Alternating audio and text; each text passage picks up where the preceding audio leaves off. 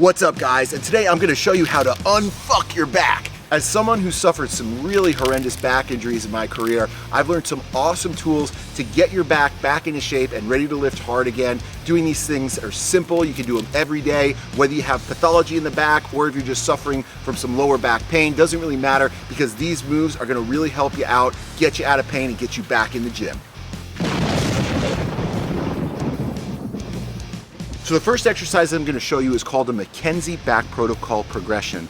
First, working to your elbows. As long as you're pain-free and it feels all right, you're good to go. Then you can progress to straight arms into that press up. Then finally, we're going to work 20 reps dynamically into the press up plus a 30-second hold, and then weighted 20 reps of a press up plus a 30-second hold. What the weight's doing is it's trying to push your hips down so you can get a little bit more extension out of the spine. Again, this is all corrective exercises to help regain the curvature of your lower back.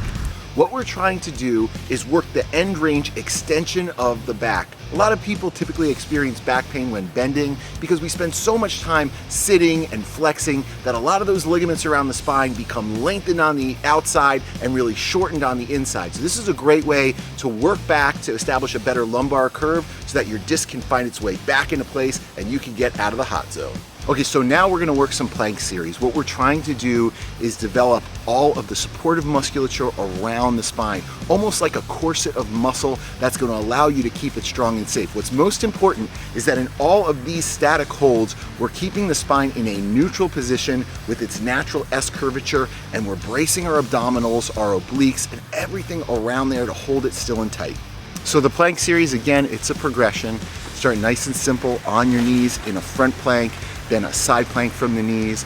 Then we can increase a little bit of load by taking the front plank to both legs straight, supporting yourself, holding. For the side plank, we can go from one knee on the ground to both feet in a straight line, and then finally front plank, adding some weight on the back, to finally dynamic side planks where we're working into the position and then finishing with a hold. So now I'm gonna show you guys some stretches that are really, really important for the hips, for allowing you a little room and mobility so your back doesn't get out of position when you're trying to lift weights, move around, or go through your daily life. Everything around the hips tends to connect or affect the lower back. And because people sit so much, typically what we see out of people with chronic back pain are really tight quads and hip flexors. So I'm gonna show you a lunge series that's fantastic for opening up your hips, getting them ready so that you don't have to deal with nagging pain. So the first stretch is called the Samson stretch. What we're stretching is the quad, but especially the hip flexor or the psoas muscle that connects from the top of the femur to the lower back. So if you sit a lot, if you're always at a desk, this muscle is definitely tight on you. What we're doing here with these Samson stretches are pushing our hips forward, opening up that hip flexor, and then bringing our hands overhead and just leaning towards the side of the front leg to get an extra deep stretch. After about 10 reps, you can hold that stretch for 30 seconds nice and deep before you switch legs.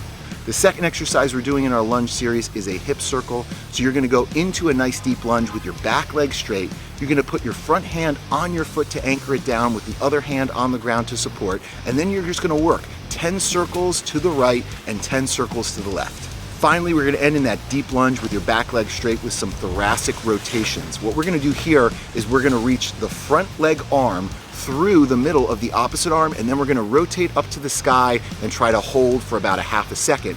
After 10 reps, hold that nice and deep, breathe out and try to relax. We're opening up the hip, we're opening up the mid-back, all in all, giving you some room and some slack to operate mobily.